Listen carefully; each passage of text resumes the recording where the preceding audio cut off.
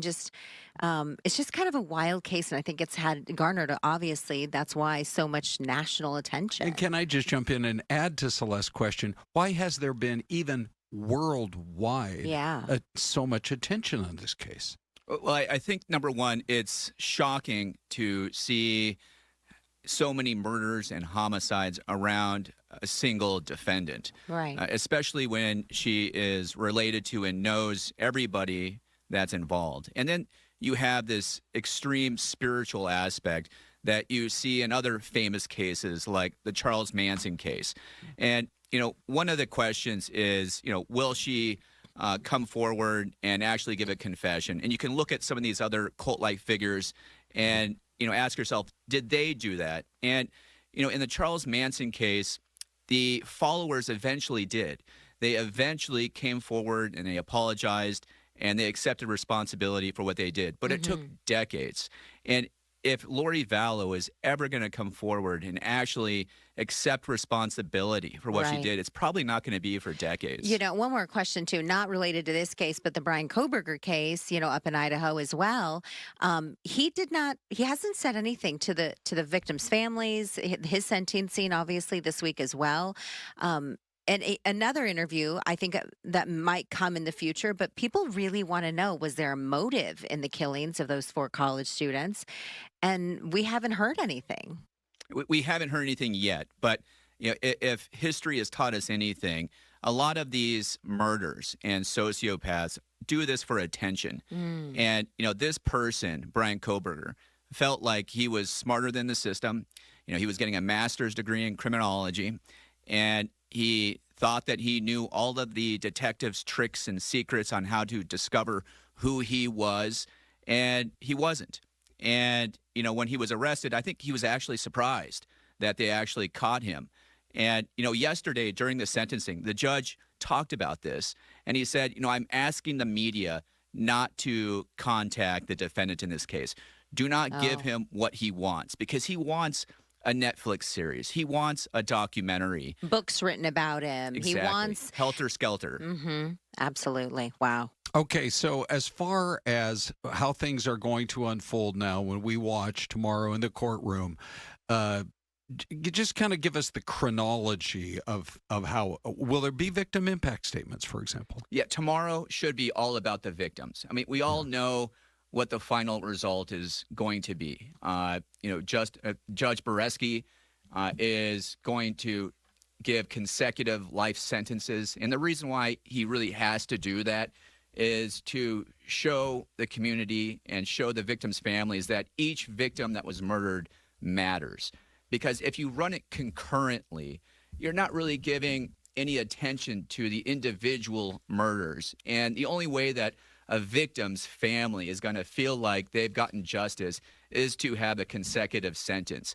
But just like with Brian Kohberger's sentencing hearing yesterday, the people that really stole the show were the victims' families.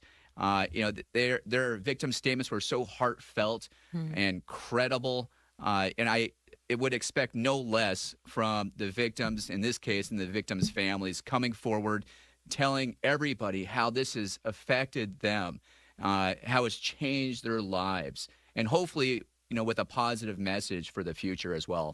Well, we certainly heard that yesterday in the courtroom in Idaho. By the Yeah. way, coming up in about 10 minutes, we're going to be checking in live with a reporter who was in that courtroom all day long yesterday as all of that was unfolding. But since we're kind of transitioning to the Kohberger case for just a minute, how crucial was the blood on the sheath?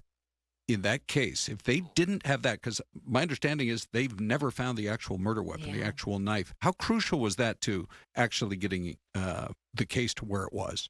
Well, it was imperative. DNA, it tells us really a fingerprint in time. It doesn't tell us when something happened. For instance, if you touch this table, you will have some oil.